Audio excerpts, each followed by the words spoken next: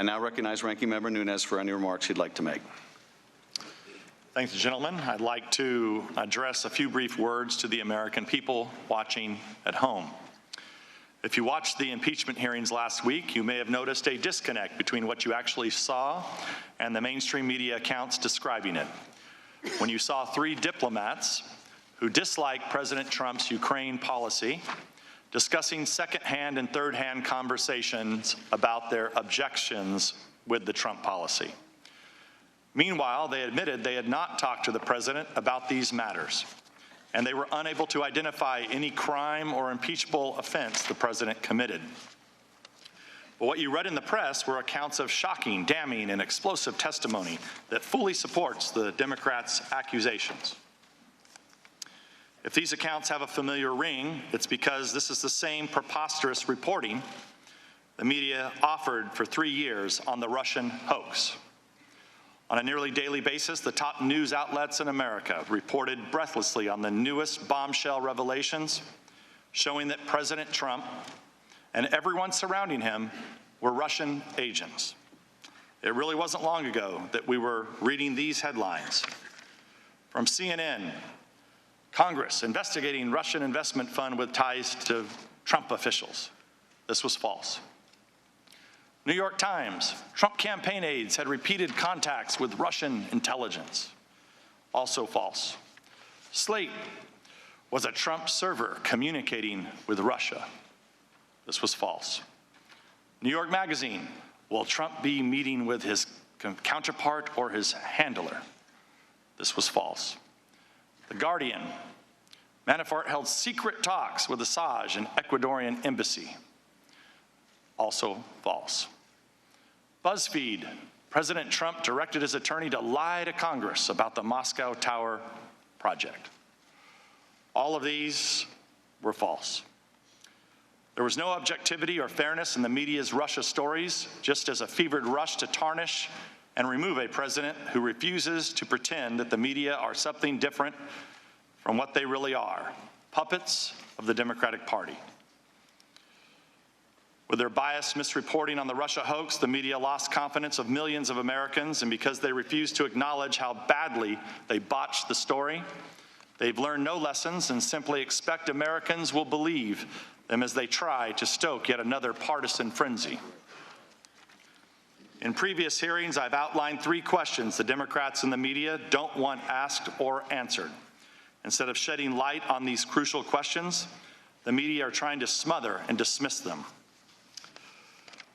Those questions start with, what is the full extent of the Democrats' prior coordination with the whistleblower, and who else did the whistleblower coordinate this effort with?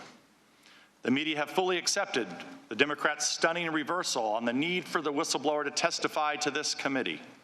When the Democrats were insisting on his testimony, the media wanted it too. But things have changed since it became clear the whistleblower would have to answer problematic questions that include these. What was the full extent of the whistleblower's prior coordination with Chairman Schiff, his staff, and any other people he cooperated with while preparing the complaint? What are the whistleblower's political biases and connections to Democratic politicians? How does the whistleblower explain the inaccuracies in the complaint? What contact did the whistleblower have with the media, which appears to be ongoing? What are the sources of the whistleblower's information? Who else did he talk to? And was the whistleblower prohibited by law from receiving or conveying any of that information? The media have joined the Democrats in dismissing the importance of cross-examining this crucial witness. Now that the whistleblower has successfully kick-started impeachment, he has disappeared from the story, as if the Democrats put the whistleblower in their own witness protection program. My second question, what was the full extent of Ukraine's election meddling against the Trump campaign? In these depositions and hearings, Republicans have cited numerous indications of Ukraine meddling in the 2016 elections to oppose the Trump campaign. Many of these instances were reported, including the posting of many primary source documents by veteran investigative journalist John Solomon.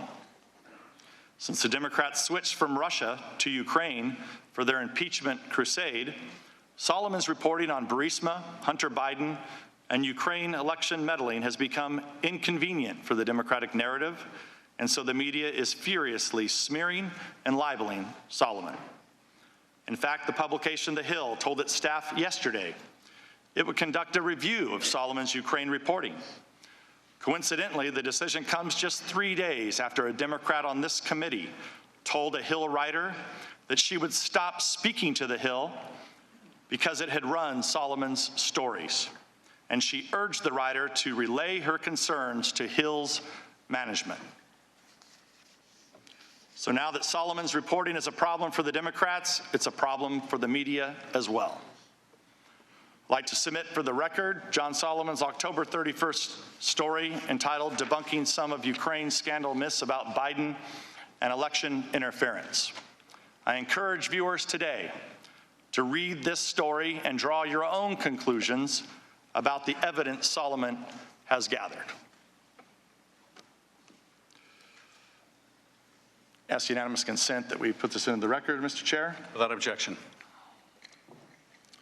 The concerted campaign by the media to discredit and disown some of their own colleagues is shocking. And we see it again in the sudden denunciations of New York Times reporter Ken Vogel as a conspiracy theorist after he covered similar issues, including a 2017 Politico piece entitled "Ukrainian Efforts to Sabotage Trump Backfire." My third question: why did Burisma hire Hunter Biden? What did he do for them? And did his position affect any U.S. government actions under the Obama administration? We have now heard testimony from the Democrats' own witnesses that diplomats were concerned about a conflict of interest involving Hunter Biden.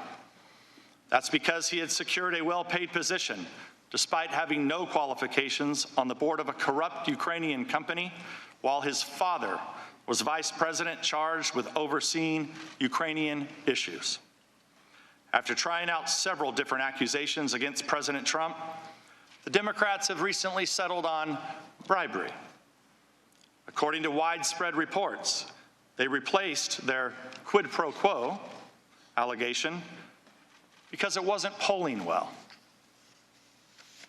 But if the Democrats and the media are suddenly so deeply concerned about bribery, you would think they would take some interest in Burisma paying Hunter Biden $83,000 a month. And you think they would be interested in Joe Biden threatening to withhold U.S. loan guarantees unless the Ukrainians fired a prosecutor who was investigating Burisma. That would be a textbook example of bribery. The media, of course, are free to act as Democrat puppets, and they're free to lurch from the Russia hoax to the Ukraine hoax at the direction of their puppet masters. But they cannot reasonably expect to do so without alienating half the country who voted for the president they're trying to expel. Americans have learned to recognize fake news when they see it, and if the mainstream press won't give it to them straight, they'll go elsewhere to find it, which is exactly what the American people are doing. That I yield back. I thank the gentleman. Today we are joined by Lieutenant Colonel Vindman and Jennifer Williams.